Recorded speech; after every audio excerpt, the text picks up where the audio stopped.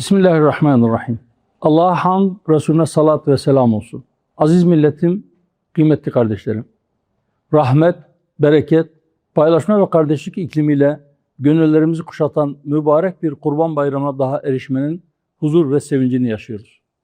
İşgal ve saldırı altındaki İslam beldelerinde yaşanan acılar ve bilhassa ilk kıblemiz olan Mescid-i Aksa'nın esaret altında bulunması yüreğimizi burksa da bayramlar umut, dayanışma, diriliş ve kardeşlik günleridir. Kurban ibadeti, teslimiyetin, sadakatin, paylaşmanın ve Allah'a yakınlaşmanın en güçlü nişanelerinden biridir. Bu vesileyle sizlerin ve tüm alem-i İslam'ın Kurban Bayramı'nı en kalbi duygularımla tebrik ediyorum. Cenab-ı Hak'tan Arafat'ta vakfeye duran kardeşlerimizin dualarını, eda ettikleri hac ibadetlerini ve kesilen kurbanları kabul buyurmasını niyaz ediyorum. Rabbim bu mübarek günleri ümmetin vahdetine, bütün mazlum coğrafyaların kurtuluşuna ve insanlığın huzuruna vesile kılsın inşallah. Hiç şüphesiz zulmün katmerleştiği, küresel adaletsizliğin had safhaya ulaştığı, insani ve ahlaki değerlerin alenen ayaklar altına alındığı bir dönemden geçiyoruz. Böyle bir zamanda hakkın ikamesi ve adaletin tesisi için mücadele etmek büyük bir insanlık vazifesidir.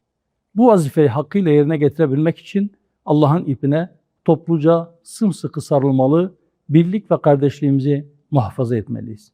Bayramı, küskünlüklerin sona ermesi, başta anne ve babalarımız olmak üzere büyüklerimizin gönüllerini alıp hayır dualarını kazanmak için bir fırsat bilmeliyiz. Yetimlerin sevindirildiği, yoksulların gözetildiği, garip ve kimsesizlerin hatırlandığı bir bayram iklimini hep birlikte yaşatabilmeliyiz. Mübarek Kurban Bayramı vesilesiyle Rabbimden birlik ve beraberliğimizi tahkim edecek, kardeşliğimizi pekiştirecek bir uyanış ve diriliş lütfetmesini diliyorum.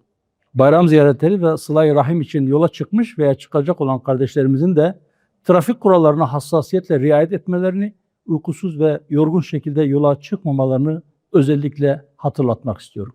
Aziz ve kıymetli kardeşlerim, bu duygu ve düşüncelerle sizleri hürmet ve muhabbetle selamlıyor, huzur ve bereket dolu nice bayramlar diliyorum. Bayramımız mübarek olsun. Roşan-ı ma mübarek.